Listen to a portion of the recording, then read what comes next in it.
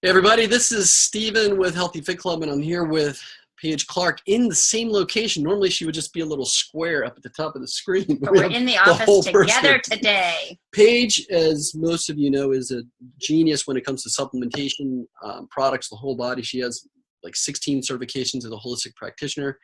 And I look to her for guidance on how to be optimally healthy with my nutrition. And she mentioned, it's been actually quite a while now, Steven, you've got to meet Dr. Will Schlinsog, who has this emu oil that's incredible. So we have as our guest today, Dr. Will Schlinsog, who is out of Wisconsin. We're in Florida, so he's there, and he is the exclusive importer of this incredible Walkabout Emu Oil.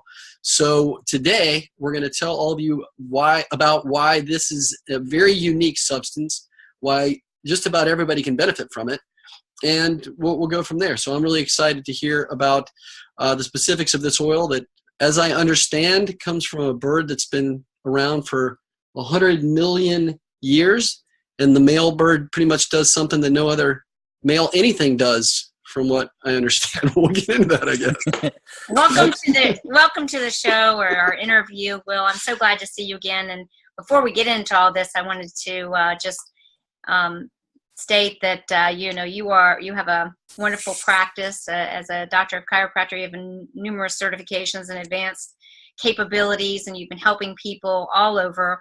And we had the pleasure of meeting at the Weston A Price conference, and we became friends, and I just became fascinated with what you and your partner and lovely wife, Liz, taught me about the emu and how we are getting better health today by looking back at what traditional cultures did.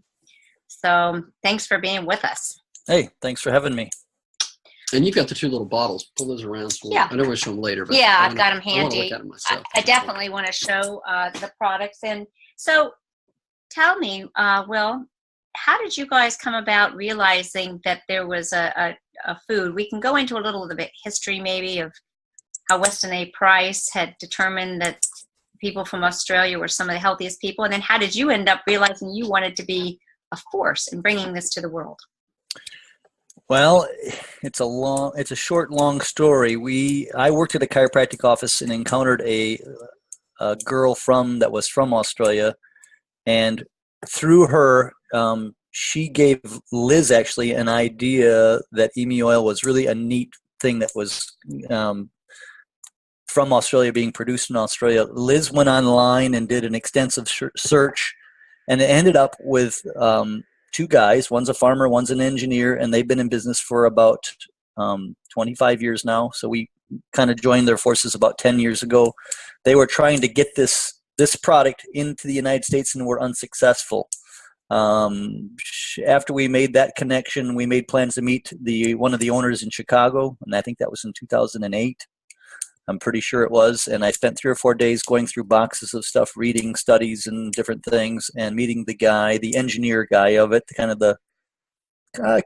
he's kind of the science side of it. The other guy's kind of the farm side of it, or the breeding, that type of thing, the breeding and the feeding or whatever.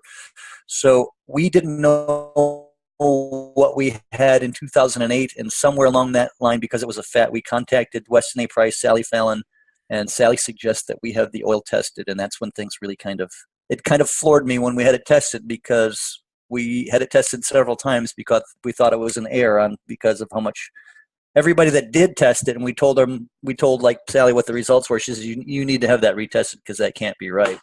So it turned out better sometimes when we retested it. So it was kind of a little adventure. So that has been not kept a secret, but it's been hard to get out there, how much K2 is in it and the importance of K2. But this oil works in a synergy, everything that's in it is, long story short, it's a life-sustaining fat that you could take out into the wild, if you will, and live on it. It would keep you alive. So it's hard for people to wrap their mind around, I guess, a little bit. It's not completely understood yet.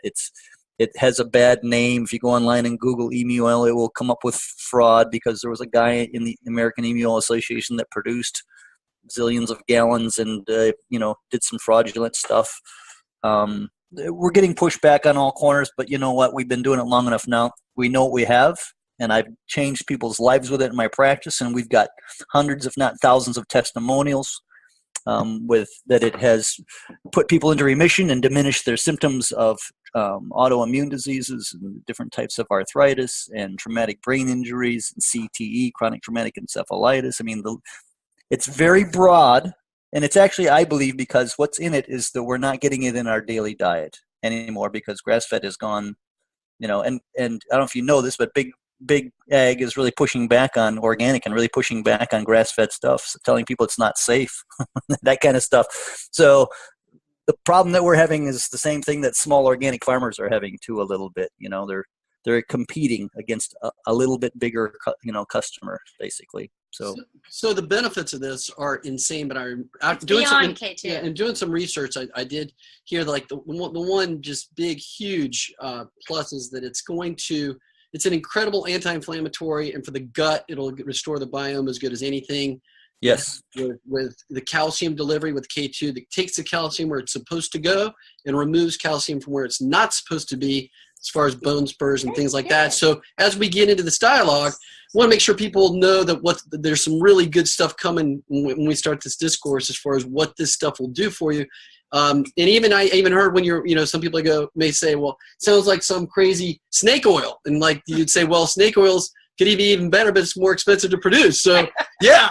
It's like, well, I don't know how expensive it is to produce, but you can't produce enough of it. An average emu, when slaughtered, male and female, they have 1.5 pounds, 2 pounds of fat on them, and that's where this kind of comes from. When you say snake oil, that was the first question I had to the guy when I read that stuff for 3 or 4 days in Chicago, and I was in the Weston, and he would come down and drink a beer, at night with me or whatever, and I just said to him, hey, it sounds too good to be true. I said, it sounds like snake oil, and he's like, it's not as good as snake oil, and I was kidding. He was serious, so I've learned a lot of different things because they've studied. These guys have spent a lot of time and a lot of money, millions of dollars. They've done lots of studies, have not released hardly any of them because they don't want people that have average, everyday, standard emu oil that probably has little or no K2 in it to grab onto their studies. That American Emu, the top 2 or 3 companies in the United States, we've tested their emu oil. They have no K2, and it's what they do to the oil. Well, it's not only what they do, it's what they feed the birds. It's the genotype of the bird, and then how they render the fat, the high molecular distillation that they do to it that destroys it. So, people talk about blue emu and all these different things to me. It's been, to be honest with you, it's a struggle a little bit because you start at zero because most people don't know what an emu is. And we're going to show a picture, so people watching this. It's like my farmer said that one of the Weston A Pricers did a blog on her about, eating goat eggs. And, people were like, half the people didn't notice that she said goat eggs. That's how far removed people are from their food. They understand what we're talking about. We're talking about real animals. But getting back to the point, you really hit on a great point. That's what I've learned from you. And when I checked my own research, it is the specific genotype. And you all really have the leading edge with that. And you're producing a product that's the high quality that delivers the maximum benefits. And from what I understand, you're working on things that'll go even beyond that. So thanks for sharing that point. So we want our listeners to understand that emu oil is not just emu oil. You need to be getting it from the proper sources that are testing, raising these animals. Because as we always know, people say, oh, this isn't a good food or this is a good food for you. Half the time it's not the food, it's what we do to it. For example, like you said, grass-fed, beef. People think beef is bad for you, but it's what we do to the beef, the way we raise it, the way we prepare it to eat, and the way we feed it that ends up rendering what the traditional cultures knew was a healthy food, and then it doesn't end up being so because of all the things we do. And that's what we're getting back to. And based on the science of Weston A. Price, he knew this, right? Weston A. Price knew that the Australian Aborigines were amongst the healthiest people in the world. And perhaps it was, in fact, the emu, correct? Yeah, that's I've done a lot of reading, and we've got a couple of those ancestral books and Aboriginal books. And what it tells me is that I believe that the emu and the Aboriginals, when they connected, when that became part of their what would you call it, part of their daily life, and that I believe that the bird and they both survived because of the characteristics that the bird has.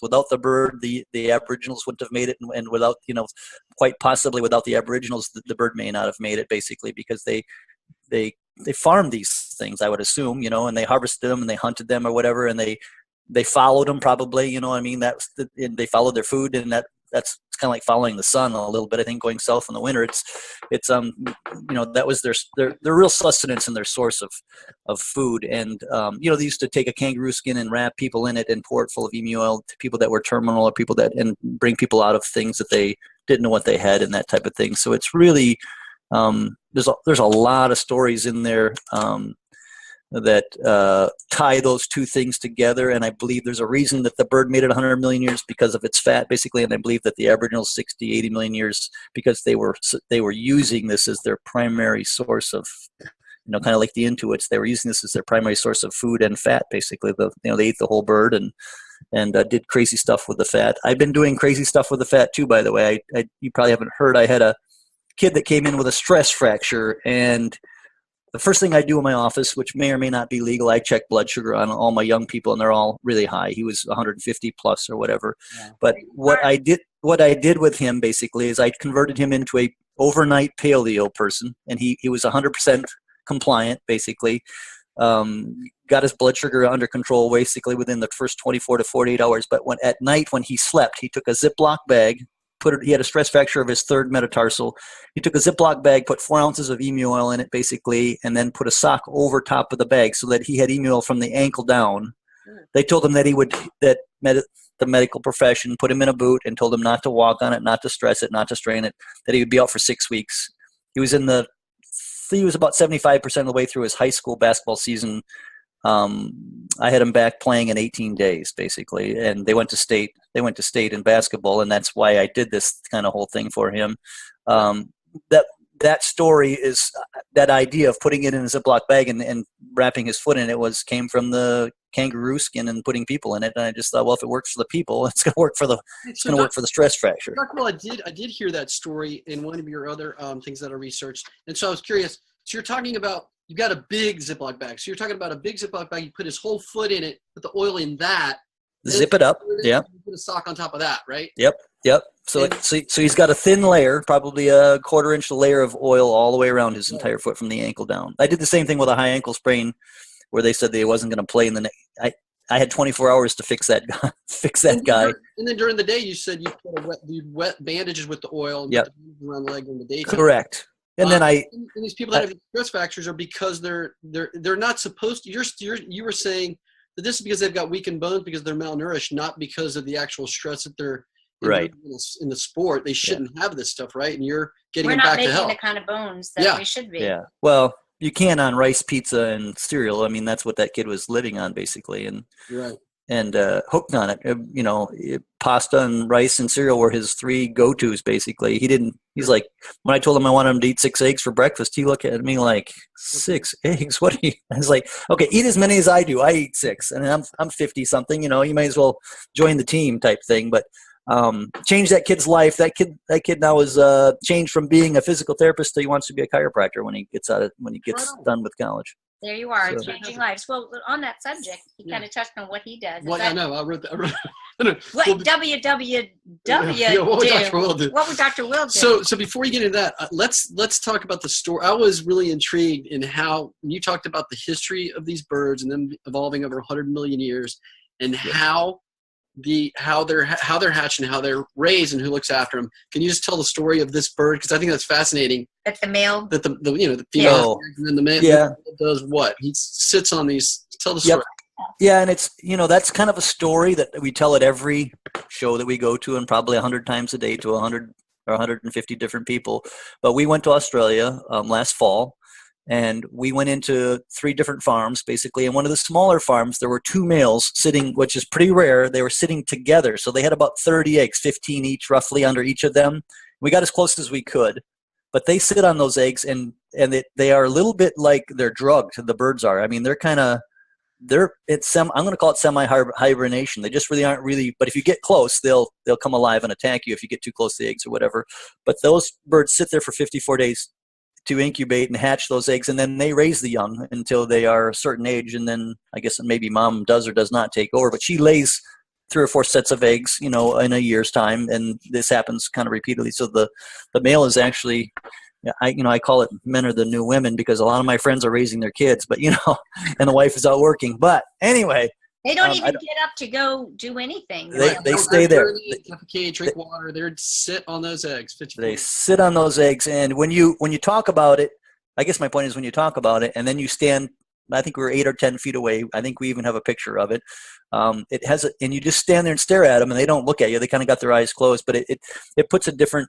I mean, I get it now. Basically, before I was just telling that story. You know what I mean? I was. This is what they've told me, but when you stand there and watch them do it, then it's completely different than I wouldn't believe it if I didn't see it type thing, really.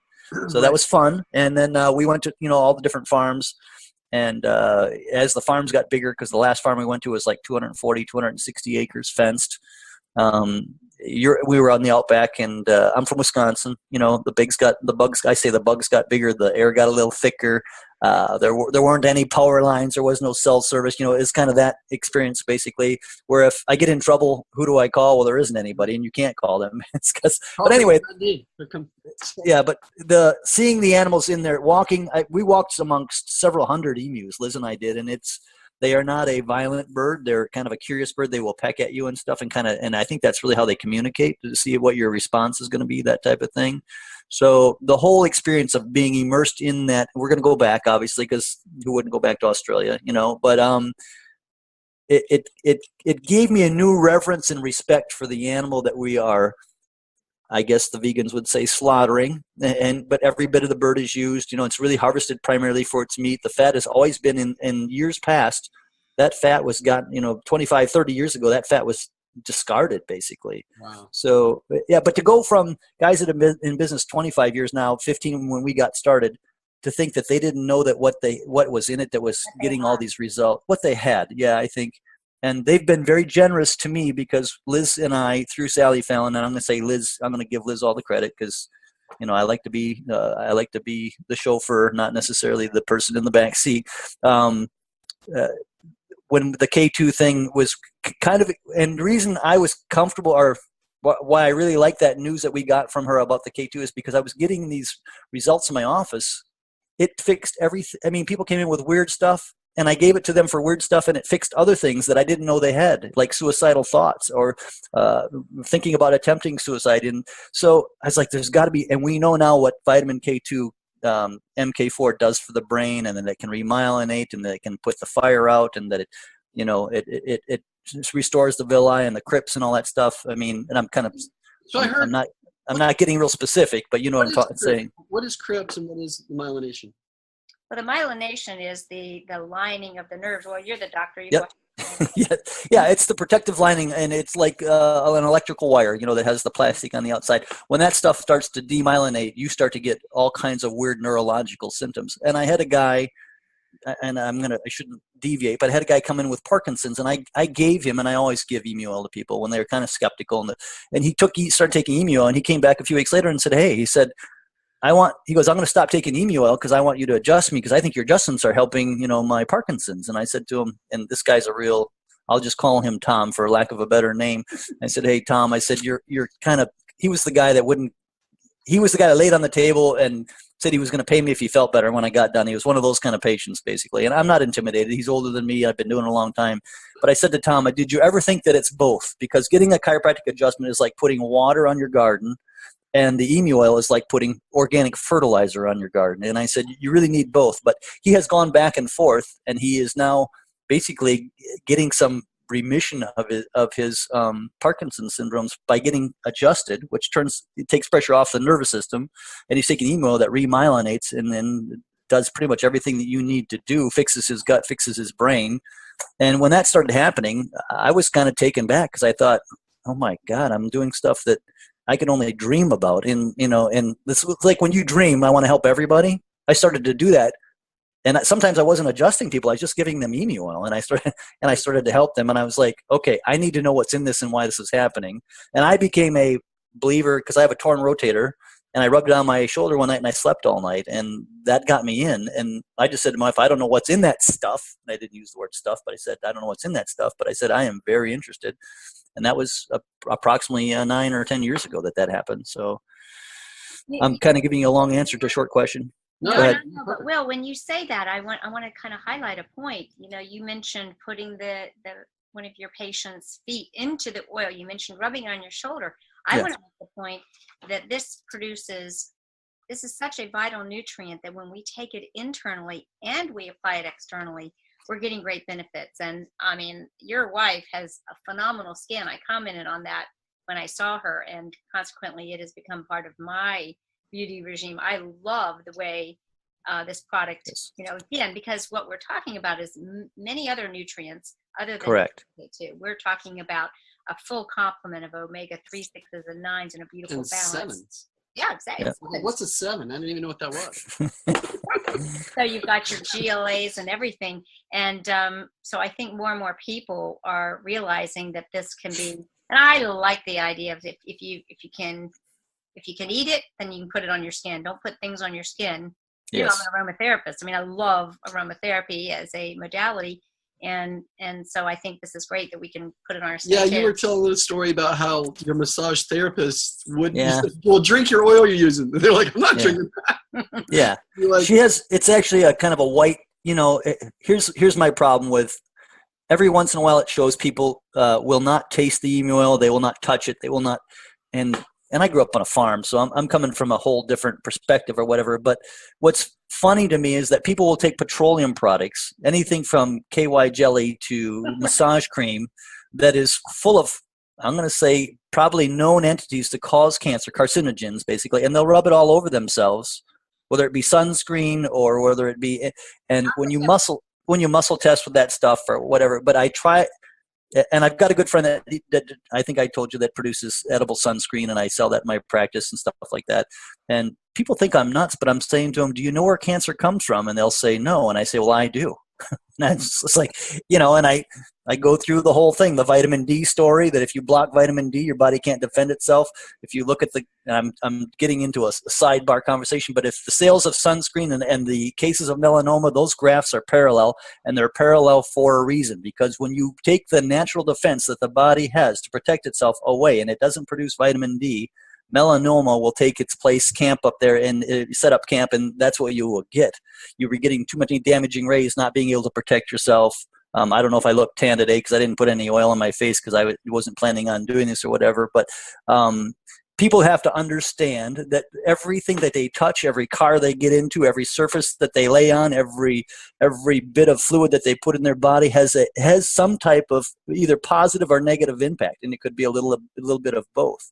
But when you prove to them, I have young girls at the bank that have had every organ removed because they had breast cancer, and I explain to them, you're not doing healthy stuff, and they say I'm doing everything, and I can list off 15 things in 15 seconds that they're doing that's really harmful for your health. Do you have a new car? Yes. Do you have a new house? Yes. Do you have new coverings on your floors? Do you have new furniture? Yeah. You know, do you drink the city water? Yes. It's like, okay, you know, I mean, it's pretty simple. And that's why our product fits into this paradigm, fits into this slot that we're in, is because it's made by a 100 million year old bird. It's processed the way the Aboriginals have told us to process it without destroying its goodness or whatever. And they're eating the same thing they did 100 million years ago, basically. And now we've gotten the science involved, where we've taken the best birds and bred them with the best birds. And we've gotten that, remember you said goose liver pate in the beginning before we started, that ours is higher. It's because every time that we get a batch of birds and process the oil, we're getting higher content of vitamin K2, MK4, and that's primarily done through the breeding, because the feed has stayed the same basically, and how we render the fat has stayed the same. It's the genetics that we're starting to they're figuring it out more and more all the time, actually. So, and you're talking about with the testing for the K2, you said something like 10 times more than any other source you're getting as far as the K2 when you. It's 10 times more than any grass-fed butter, and that's if you look at any list. And I didn't have a list here today, but I know Paige was going to ask me list of foods or whatever. But butter's in there, but it's 10% of. And you'd have to eat a pound of butter to even come close to what. Right. Well, And when people talk to me about butter, because I live in Wisconsin, I said, if you can show me the field it's in, the cow, and you can show me the farmer that has it, and show me the guy that milks it, and show me the place where the butter's made, I'm in. Otherwise, there's a lot of, you could literally send that milk away and get somebody else's milk made into butter, right? And it could be a guy that is feeding grain, basically. I'll deviate a little bit. The guy that I said, the young man's going to be a chiropractor, he went paleo, and his dad talked to me 2-3 days ago and said he's allergic to eggs all of a sudden. I said, he's not allergic to eggs. He goes, yeah, he is. I said, no. I said, he has restored his fauna and flora. His body is working like it should. And I said, those eggs are probably corn-fed eggs or they're soy-fed eggs. I said, my wife and I had that exact same experience because I have celiac disease and gluten intolerant or whatever. And I said to him, you bring him over to my house and I will have him eat my eggs. I'll muscle test my eggs, and you can bring your eggs, and I will prove to you that it's not the person, it's what they're putting in them, and they don't know anything about. Yeah. Well, when people say, I think I told this story on my other blog, is when I went to the farm store here I bought some cows to put out on pasture so I could have my own meat in my own freezer type thing on my own farm. When I went to the store, I wanted to give them a little treat, kind of a grain type thing or whatever, oats, whatever. There were 17 choices. 16 of them had antibiotics in it. And the girl said to me, why don't you want the feed without the antibiotics? I said to her, okay, I'm allergic to antibiotics. Why would I put it in anything that I'm going to eat, basically? And she was like, wow, you're the only guy that's bought this bag. I mean, this bag's like 10 years old or whatever she said, And I said to her, you know what? I'm just giving the cows a treat. It's not a big deal. She had no idea what I was talking about. So all of the poison, all of the things that are giving people cancer, people just they don't have enough time to think it through because they're too busy getting cancer, is my theory. I'm not sure. I mean, maybe I'm being too harsh there, but I get patients all the time that they come into my office and probably leave disgruntled because they can't comply. And I tell them, if you can't comply with that list of things that is quite possibly causing you to have cancer, and I'll be honest with you, when they leave, if they go allopathic rather than a holistic approach, it usually doesn't end well about 9 times out of 10, as we all know. Right. So getting back to some of the things we talked about, demyelination, what about crypts? Not the bloods, but the crypts. What is that? The villi are the little finger-like projections that move, and then the crypts are the cells that that grow on them, the hair that grows on the shorter hair that grows on the longer hair, basically. It's where all the nutrients go in and out of the body through the digestive tract. And the study that we have that's on our website, it's done in Australia. It's one of the few studies that's on our website that uses our emu oil. They induced mucositis, on a rat, I believe, and the digestive tract looked like this. And then they gave them our emu oil, and it kind of did this, and it started to work again. When I don't know if I said that, smooth, and it became. So we know that we can restore the villi in a damaged gut, and that's pretty much what everybody has when they come to my office. And are in a bad way. I standard American diet, the whole bit. Really antibiotics drive that, because antibiotics damn near killed me, basically. I wouldn't be a chiropractor today if I hadn't had that antibiotic, that really negative anaphylactic shock, basically, type experience with antibiotics. And I've got the list right here: poor nutrition, antibiotics, poor absorption, age compromised, and bioavailability. All those things are what our emu oil is allowing. See, our emu oil is probably getting credit for fixing people, but it's fixing their gut, fixing their brain, if you will, the gut-brain connection, and the body can now work like it should. Yeah. Yeah. So can I tell a story? Of course. Yeah. Testimony. Because I told Liz that I'm going to get you the facts, but I think I can say it verbally here. That, Will, when I met you, like anyone does, you meet a great doctor and you realize that they're a brilliant healer. And I confessed to you that I've been having some unresolved inflammation, unexplained inflammation. And I suspected my gut, been traveling a lot, had some, a loss of my father, emotional. And so you put me on, I ordered the product, started taking it. I had never had elevated inflammation, but right around the time my dad died, it went up, and it was rather high, double digit, actually, on my C-reactive protein. And I've been taking this. The capsules in the oil? Yep. Well, yeah, I use it all. I use this on my skin. We have this too. There's the product. Yep. This is the oil. And this is and the capsules. And I went to how many? 6 a day? I take 6 a day. And how much of this? I use about a teaspoon. I use it more just all over the body. Yeah, just on my face, my neck, and other places. Okay. But what I wanted Yeah, I got to share. So, okay, but what I wanted to share with you is that I got back from the doctors, and I'm going to make a copy of it. My C-reactive protein SED rate, and I never had a SED rate done, but I did it because I was starting to get concerned. Why am I not knowing what it is? They were normal. Wow. Normal, under 1, under 0.5. Wow. So Very, very good. yeah. So I'm attesting that I really believe this has helped, because I do think the weak link for me is gut related. Still have some issues, but I mean, we're seeing that the inflammation has come down, and I just really want people to understand that K2 is and for those of people that maybe we didn't explain that well, vitamin K2 is a vitamin that really has been lost because of the lack of grass-fed. It's generated by animals Perfect segue. who eat rapidly growing grass. Okay, so yeah, that's that perfect segue. Being the outsider, not knowing as much as you guys do, where you just skate over stuff that seems like common knowledge. Right. And you did mention earlier, Dr. Will, you're going to talk a little bit about what are some of the other sources of K2, where is it found, why are people deficient in it, and then this becomes kind of a magic bullet for it. But what are, other than butter or grass-fed butter, what are some other sources, Paige and Dr. Will? Okay, so I'm going to start with this, and then I want you to collaborate it.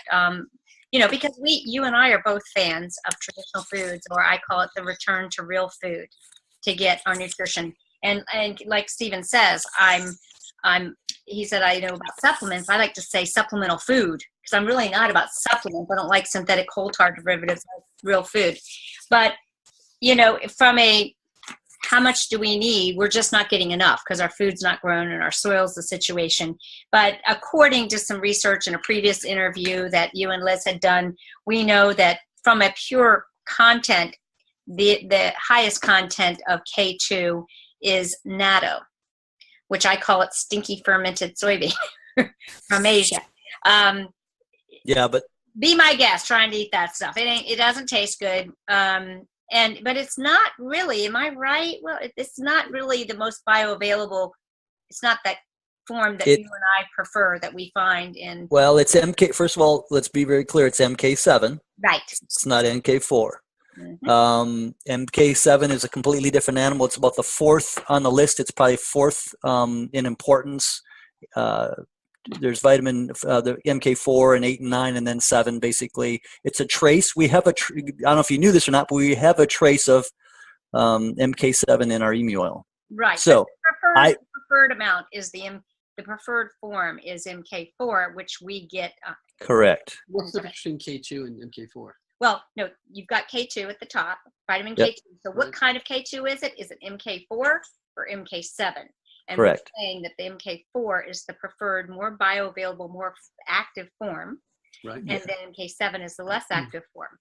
So people aren't getting it from emu oil. Where are they getting it? So they can go to natto. And as I said, it's not a particularly delicious way to get it. You're going to suck me into that MK7 thing. But here's the bad news about that is it elevates in their bloodstream, but it's not stored by the body in any way. MK7 is not stored. MK4 is stored, basically. It's stored in the brain, the pancreas, and the salivary glands, in the arteries and different parts of the body. MK7, they measure that in the blood. There's not enough research yet really exactly about vitamin K2, MK4. It's kind of a new thing. It's kind of like what B vitamins were back in the day when they didn't know there was all these different types of B vitamins. Right. Omega Via Vincutti is a guy that I use his references. I got some of his notes here, basically. When I say MK7 is the 4th most important vitamin K2, that means it's really a trace that's needed in the body, basically. And what we have is from a warm-blooded animal. It's highly absorbable. It works great. We talked about foods that have it. Goose liver pate is. Yeah, that's number 2 on this list. Okay. Is that right? Yeah, but I mean, and then hard cheeses, European hard cheeses, pastured eggs, regular eggs. It gets really small. It goes down to 15 for a regular egg yolk, and I think it's 32 for a pasture-raised egg yolk. So in a vegan diet, is there K2? Well, that's what I was saying. And I can draw this analogy on the vegan, because I know a lot of vegans are vegetarians that are eating fermented natto in a powder form. again, as he mentioned, is it K2? Yes. Is it the preferred form? No. Same story with vitamin A. Is beta carotene the preferred form? No. It's, you look at other sources, animal-based foods, right. The emu oil, the liver, and cod, perhaps, if we can find it. So, sardines. I'm going to tell you a little story. Yeah, I'm going to tell you a little story. People call us and say, I was taking your product, I had, and I'm just going to say psoriatic arthritis, and I had psoriasis. And we say, yeah. And it went away completely. And I got to the point where I decided that, I can get K2, I can get vitamin K2 anywhere, and some of them go get MK4 supplements, some of them get MK7 supplements. But there's guess what happens to their psoriasis when they switch from our, it comes back. Do you know why it comes back? Because we're talking about vitamin K2 and MK4 in our product, and it's a synergy of 1,000 unknowns and probably 50 or 60 knowns, basically. There's a very broad, it's got a very broad fatty acid profile that people may or may not understand, but it's made, by a warm-blooded bird, basically. But it is a fat, it's an oil, and it's a food. Basically, it has caloric content, it has nutritional value, it has energy, it's alive. The stuff that they're taking is made, manufactured, basically, formulated, whatever word you want to use. And the fact that their psoriasis comes back tells me that they don't need a lot of MK7. They don't need a lot of MK4. They need everything. They need the synergy of a whole food to get over what they're basically trying to take it for. So people call us and re-up, I guess you would call it, once they stop taking it and try a shortcut, and the shortcut doesn't work. Yeah, naturally. So this will help as you said at the beginning of this it's interview. a sacred food. I mean, heart disease, bone spurs, inflammation, gut, depression. There's just a million things. You're doing good. You're doing good, Steve. I like, you studied well. Can you guys explain a little bit how that whole thing, how K2 works I've never heard in my life that, okay, you want to take bad calcium away where it's not supposed to be and put it where it's supposed to be. I'd never heard that whole thing. So can you guys talk a little bit about how that whole Well, I want to explain how I do it, and and Dr. Will can correct me, but a lot of my clients that I'm coaching will be surprised when I say, they're like, well, I like to have a glass of wine. I'm like, make sure you have a little Gouda cheese with that. This is before I knew about the emu oil. Because I was like, and they'd go, why? And I'd say, because I want to make sure it unclogs your arteries. And they'd go, what? And I'd say, yeah, I want you, because in that Gouda cheese, it needs to be raw, it needs to be aged, and you're going to find some K2, and K2 is good for making sure to tell the calcium to get out of the arteries and back into the soft tissue and into the bones where we need it, as opposed to hanging out in the arteries or going to the eyes and creating cataracts or going to the feet and creating bone spurs, because the body, when we don't have enough soft tissue stores, is going to break down and create a form of calcium that's not good, and it ends up creating those pains. That's how I've understood it. When we get a good bioavailable form of K2, right, Dr. Will, we're looking at a situation where the body then can orchestrate and clear out those arteries. Tell us more. Well, people are eating a high caloric diet with very low nutritional value. And when they elevate their blood sugar, when they eat all those calories, your body starts to store fat. And fat can be in a lot of different forms. It can be in a calcium form. It can be around the waist. And you look at guys that have a large midsection or whatever, the research indicates that their arteries in their heart are very much the same way. They're full of fat, and the body is storing it. When you get a person to go and change their diet, let's say a paleo, I'll tell a story about I guess she's a client or a patient of mine.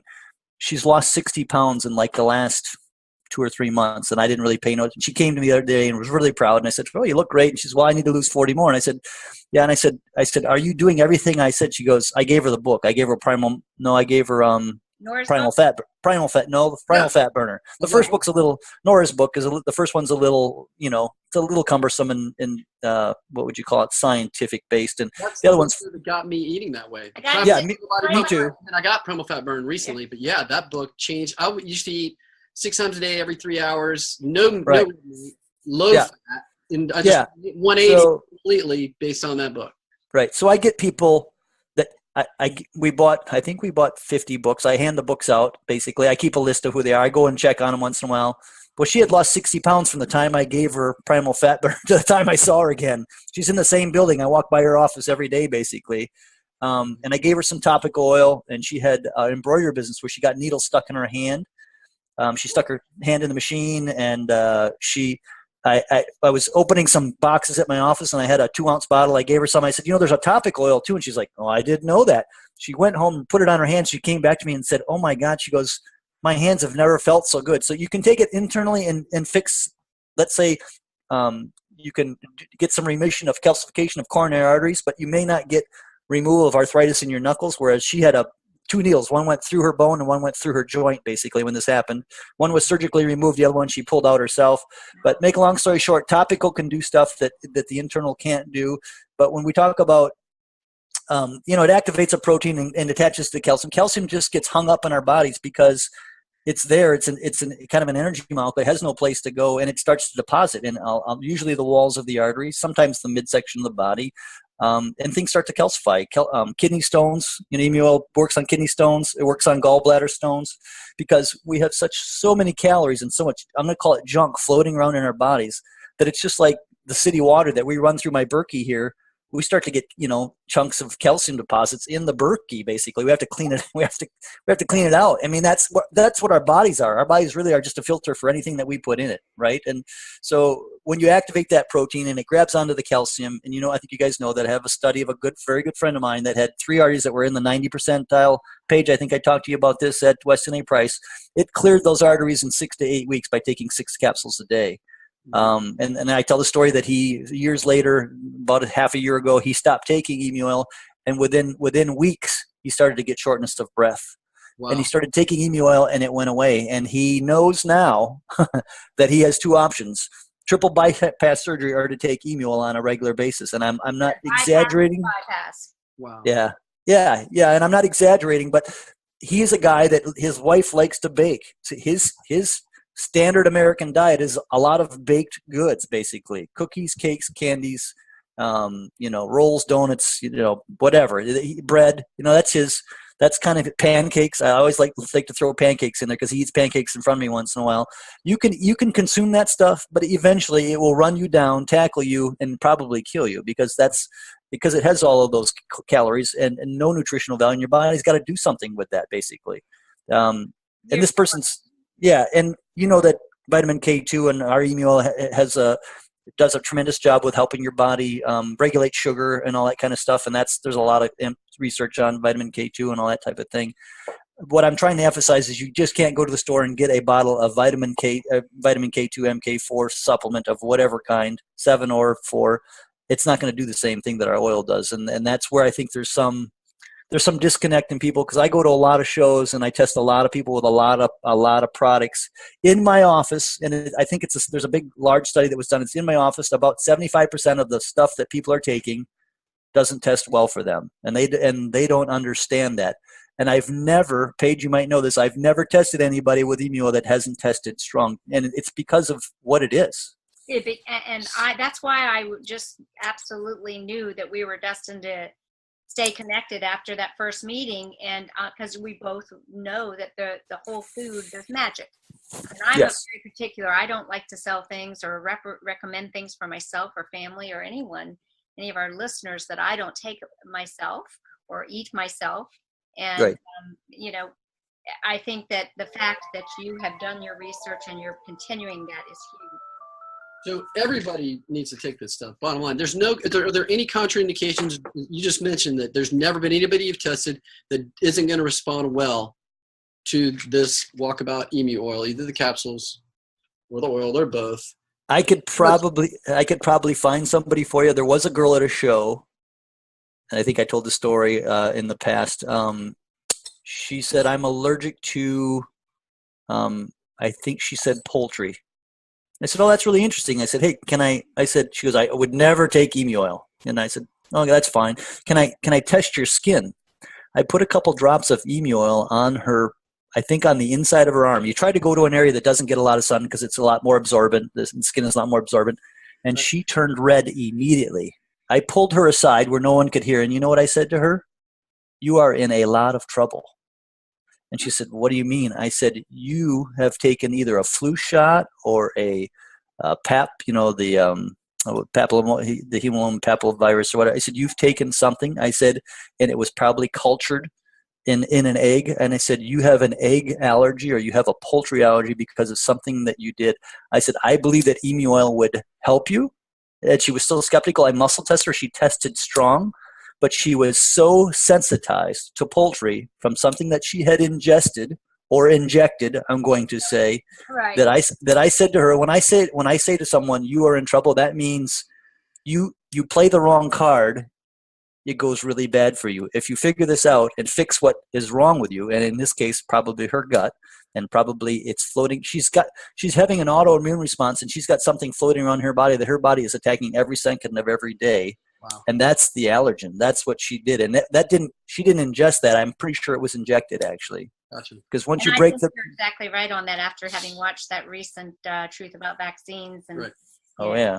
to watch that, I think it's a real eye opener, no matter which side of the fence you are on. Right. So coming back to this, so if you don't have a blood test, they don't have a Dr. Will to muscle test them, your average person, what would you recommend? And I know it's got a dosage on the back that says serving size 2 capsules, but what would you recommend that somebody start off with this if they were to take it for optimal health?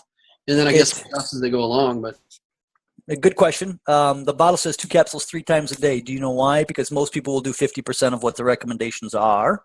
The probably the minimum with patients of mine is 4 a day, okay. And that's just from a bunch of some of that's anecdotal, and some of it is from a lot of patient histories, and then some of it is from labs, basically talking about how vitamin K2 and all that kind of stuff. But I tell my patients that are acute or chronic and have a long-standing problem that they do 6 a day, and they do it for either 7 to 10 days or 3 weeks. And then at that point, we reevaluate. I do sometimes muscle tests for how many capsules they should be taking. 3 is the very minimum. 4 is a really good number, and 6 is like Paige and I are doing. It depends what you're going after. I'm going after optimal health. I'm not going after average, so I do 6 a day or more.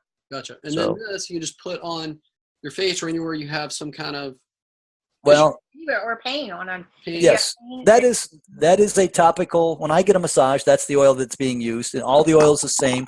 That actually kind of originated so you could get it on a plane, so you could carry it a 2-ounce bottle onto a plane. Good idea. A commercial airline. Well, you can put a teaspoon of that is 4 capsules. So I don't know if you knew that, Steve. You're looking at so honestly, when you buy the liquid, if you have the liquid, but either way, you can take it internally, but you can also apply it. And this stuff should not be refrigerated because it'll separate the oil or something, right? Correct. Yep. It separates the long chains from the short chains, and the heavy, the heavy stuff settles, and there's actually an oil on top. And it's got to be mixed together. It's got to be room temperature. There's only 2 things that, destroy it: oxygen and exposure to sunlight. So obviously if you leave it in a car, and I've done that actually, and those are, when that happens, then they're all mine. I don't have to worry about anybody else taking them, but it doesn't really damage it. It has a shelf life. I do too. It has a shelf life of 3 to 5 years, depending upon who you ask. The capsule is probably the most stable. We've got a wide mouth jar that a lot of people like because they were putting in the refrigerator. We don't want people to do that, but if they do, it's that's their call. If they go to our website and educate themselves, they won't do it. But they did that because it was easier to get into. But when you have a wider opening, I just sold my nephew some oil. I tried to explain to him that oxygen travels, it's everywhere, but when you've got a wide lid or a small opening, it's twice the exposure. The wide lid is twice the exposure, oxidation or whatever, but the oil actually gets stronger as it oxidizes, so it's not like a real bad thing or whatever. The peroxide level goes up, but it strengthens it because it gets rid of some of the non-essential nutrients. They off gas. But dosage is kind of this whole thing started as we wanted to go to primary healthcare providers, naturopaths, osteopaths, DCs, MDs, nutritionists, because we want people to understand that it's an ancestral food medicine, and we want it to be. We don't want it at GNC. Basically, we want it in the hands of a healthcare provider that's trying to change somebody's health, basically. Right. And we want. That was not at my request. That was at the guy that I met in Chicago said, "Here's what I want. I want this." And he didn't know what a chiropractor was. All he knew was what he does now. He actually goes to a chiropractor now. But he was into osteopaths and stuff like that. And I said to him, "Look," I said, "just let me run with this thing." And I actually started out with chiropractors and didn't have a lot of success because I believe they have been commercially swayed, that the shinier the pamphlet, the more literature there is on the supplement, the better it is. And this is a little too simple for them, or they're not ancestral, or they don't understand food. And it's been a little disappointing. But the nutrition people, the people that the AK guys, the people that muscle test, the nutritionists that actually get into their clients' biome and stuff like that and do some testing, they know that this stuff is what it is and that it's going to work. But this will work for any person, walk, shape, or size. And I have literally given bottles to people, and they self-dose, and they come back to me and say, my cholesterol's normal, and it's the first time in 15 years. And I ask them how many they were taking, Paige, and they say, I was taking 1 capsule a day. I just laugh. Yeah, I mean, everyone, because this is the thing, and we want to put in this little disclaimer, we're not treating, diagnosing disease. Nope. And you are a medical professional. And even though we've discussed different A to Z disease states, really, foods don't treat a disease. The body gets what it needs, and then the body is able to do the processes, and therefore these A to Z dis-ease not being in balance resolve themselves. Right. I have a question.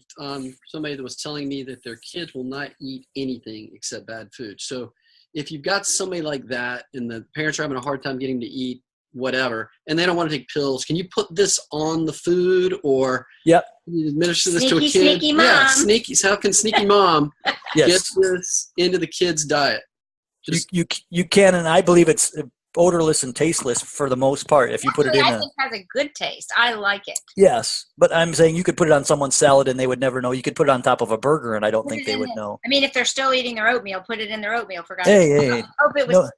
No, I mean, no oatmeal. No, yes. I'm drawing the line. I'm drawing the line. Okay, drizzle it on their eggs. So, okay. So you said that 1 teaspoon is equivalent to 4 capsules, or yes. one teaspoon, is equivalent to 4 capsules. 1 teaspoon. Sweet. Okay, so now I want to ask that question because we've covered most of the fact that this will do a lot of amazing things. This is the superfood. Right. So, Dr. Will, what else do you do other than taking What does the super doc do? Yeah, what does super doc do to stay optimally healthy? What are some other biohacks or supplementation or practices? And what are some of your tips? Because I know this is what I told Stephen. You're like me. You don't just see someone wham, bam, in and out of here for 10 minutes. I mean, you talk to them for an hour or 2 hours, and then they're like, oh, I got to go get my kids. But you're impassioned with teaching.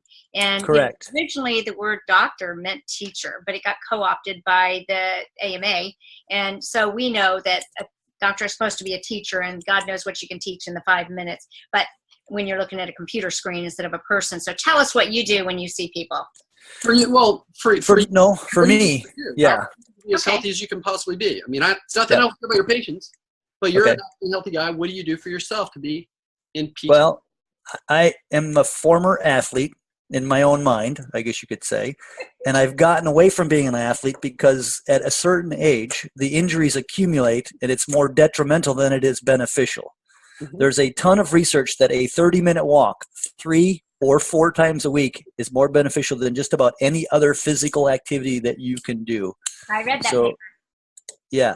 So that's the first thing I do. I get massage once a week. I get chiropractic care once or twice a month, maybe maybe every other month or every once a month, that type of thing.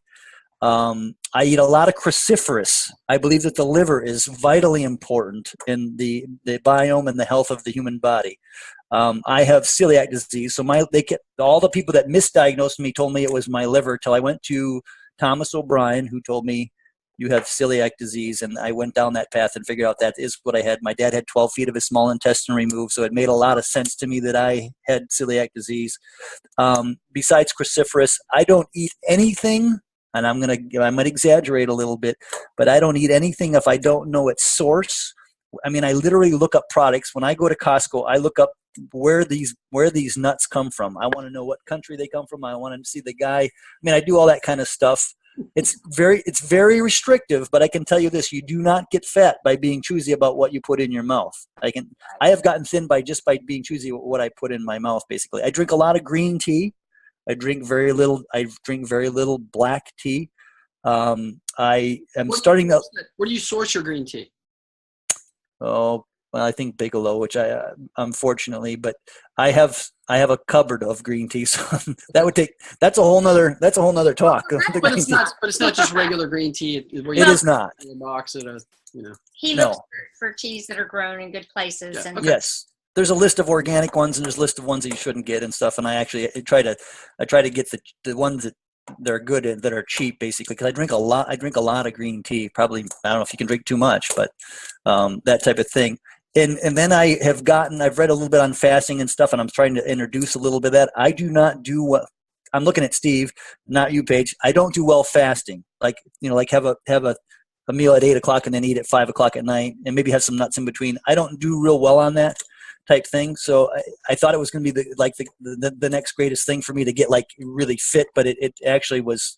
Everybody has to kind of figure out their own their genome makeup or whatever, their genealogy. I come from Bavaria and Bohemia type people, so I think eating is something that they really enjoy, and that's kind of where I came from or come from. So I only eat grass-fed meat that I know I've touched. The cow, the meat I'm eating is the cow I've touched, basically. So you're pretty typical. I guess based on the conversation we've had, you haven't said it yet, but you're low carb, healthy fats, moderate high quality protein. Wise traditions, paleo. Yes. I do not eat any grain because I have celiac disease. That's, that probably eliminates half your listeners, and that's okay. Just because. So actually, Will, that's our. The show that we're hoping you're going to follow up with us is Living a Primal Lifestyle. And yes, both Nico, who's also part of our group, he's an extreme paleo, kind of more on the ketogenic. Steven's really following pretty much a ketogenic diet. That's kind of, Fred Hatfield, I talk about him all the time. I've had patients with stage 3 and stage 4 cancer that have come to me after they played around with prostate cancer and turned it into stage 3, stage 4. I try to turn them on to Fred Hatfield, but Fred Hatfield has done more for me. That ketogenic thing, that story has done more for me, because that's the story I start to tell people. Do you know where cancer comes from? And they're like, no. And I say, well, I do. How much time do you have? And I can explain it to them, or I can give them references. A lot of them change their whole life based upon a little bit of information that might take them 15 or 20 minutes. And that's kind of what I'm trying to do is either irritate them, educate them, or push them over the edge where they go out and do put in some of their own time to be involved in an investment in their own health, where it changes them completely. And I didn't think, like, giving that lady that book, The Primal Fat Burner, that she's going to lose 100 pounds, I'm pretty sure. And she's going to look really, really good, because that carrying 100 extra pounds around is just not what anybody wants, but it is what happens to some people. Nora's a great writer. She's really good at because that message getting to me, I had people where I was a brick wall. People for years, I would not eat red meat. I was eating low fat. Just the way that she packaged that message, it got her explanation. I lean a little. My wife tells me that I lean a little too heavy towards grass-fed meat or red meat and stuff, but I have to tell you that the 4 ounce minimum or maximum or whatever it is, when I exceed that by 2 times 2, if I eat 8 ounces or whatever, I feel twice as good as when I eat 4 ounces. So, and I'm got to take all these individual things. Yes. When you mentioned that about educating people, I had an aha moment. I want to share it with you. And I'm forgetting the quote because we're live probably, but Jack Krus said, I'd rather be someone's wake-up call than someone's buddy. I paraphrase it, but he said that quote on a show. And when you mentioned about the beef, what he's saying is that the true paleo and primal, we're not getting enough of the cruciferous, he needs a lot of vegetables, but right. Crustaceans and the mollusks and the clams and the oysters, that's where we had all that DHA, and that we can balance the seafood. We need to get more seafood, and sardines and clams and oysters and stuff is what he's saying. And I do not. Dan Murphy is a famous, I'm going to say he's famous, world-renowned chiropractor. I do not eat seafood. And if I did, it would be once a month or less, because under his recommendations, I was in Australia and had oysters at a very nice restaurant. And I immediately got a headache, and that I've had a traumatic brain injury. And I told the people that I was, because they go there all the time and have oysters. and really liked them. I said, I think there's mercury in these oysters. And they got real adamant and, and said, well, that person went home and had a migraine that night, basically, that said there was not mercury in those oysters. So I'm extremely leery of the environment that all seafood comes from.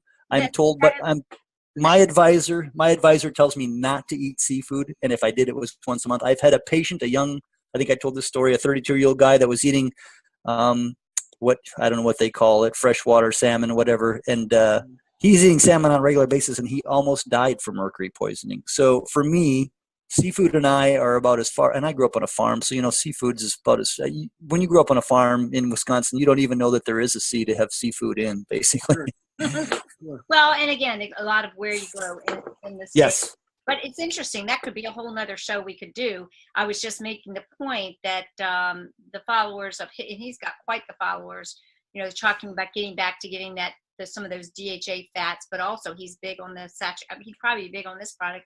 And then you've got other people, maybe even from a biblical standpoint, that talk about, shellfish or even pork, for example, not being a clean food from a biblical. But what I realized is we could go on with a million conversations with you. And I really like the idea of doing a show about, like you said, do you know where cancer comes from? And you can just give us the talk. Yeah. I think that would be good. I mean, because you're not afraid to talk about things, and we have to not be afraid to share information these days. Right. We've got to get out and start. So I have a question. Since you're eating a lot of grass-fed beef, I have a question, because most of the grass-fed beef that's available in the United States that I come across is ground beef. Do you eat cuts of meat, organ meat, ground beef? What's your theory there? Because I have not expanded I've made some liver, I've made some bone broth, but otherwise I'm getting the ground beef. And I look at, ground beef, even if it's grass-fed, it can't be all that great because I'm sure it's processed way more than other stuff. So what's your... I told you need to buy a part of a cow with somebody. Yes, you need to come to Wisconsin. We'll go see a guy by the name of Chad Miller. We'll walk out into the pasture, and you'll pick out which cow you want. And then Chad butchers it for you, and then he cuts it up into all these different things, and it goes in your freezer. And there is no processing of it, basically, or anything like that. Actually, what happened was the last time we got it, now the laws are changing because the government does not want me to do that process that I just explained to you. The cow actually has to come from his farm to mine. It has to be euthanized there, basically, and then taken to the place that cuts it into steaks and a hamburger and all that kind of stuff. But Chad actually cuts up a lot of, like when he does pigs and stuff, he does a lot of that himself. So it's going to sound crazy, but you could very easily take a pig to the slaughterhouse and get the wrong pig back. You know what I'm saying? And I don't want to be, maybe I'm this conspiracy theorist, or whatever, but I really believe that if we went back the way it was 100 years ago, 150 years ago, where everybody knew what they were eating and what it was, and it wasn't from Brazil or China or Singapore or Malaysia or Ecuador or Panama or whatever, that things would be a little bit better. Local, the local grown, local food, that type of thing. I agree 100%.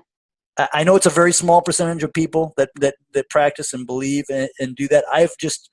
Patients tell me that they can't do it, and they tell me it's too expensive. And you know what I say to them? Cancer is really expensive. It's the number one thing that makes people go financially bankrupt is cancer. Pay the farmer now or pay the doctor later. That's right. Yeah.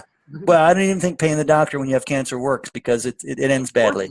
No, of course not. It does end poorly. Yeah, they end up doing it and it still ends badly. So it's like going all in and it's over. Yeah. Yep. We're gonna obviously put up your bio, the website, all that kind of stuff, and we're obviously looking to promote this and this for you. And I'm not even taking this yet, so Paige, this comes on. You've told me about it. That's why I ordered it this now. you. Yep. So we just got our order. Okay, now hang on. I've got a proposal for you. Okay. We're doing a telomere study. A telomere study where we check your telomeres now before your tongue touches any emu oil. Mm-hmm. And then we put you on a little bit stronger emu oil, and then we retest your telomeres. So maybe you want to hold off on taking emu oil before you. Oh, I want to do it, but you already took some. You're out. Paige, that was you're my former best friend. Now Steve's my new best friend. No, I'm just kidding. I would love to be a part. Are you using SpectraCell, or we're teaming up on the telomere? It's good. It's the company, the big one. Telomere. I haven't made the call yet, but we are pretty We have gotten approval from Australia to do the study, and we got to find people that have never been on emu oil basically before. Well, and I can help you find a few of those people. Awesome. Since, you know, we already have it. We already have a completed telomere study from Australia on one individual. Okay. I think I talked about that on my last talk, where that showed DNA repair and telomere lengthening. Basically, I'm reading the book right now about telomeres, and Awesome.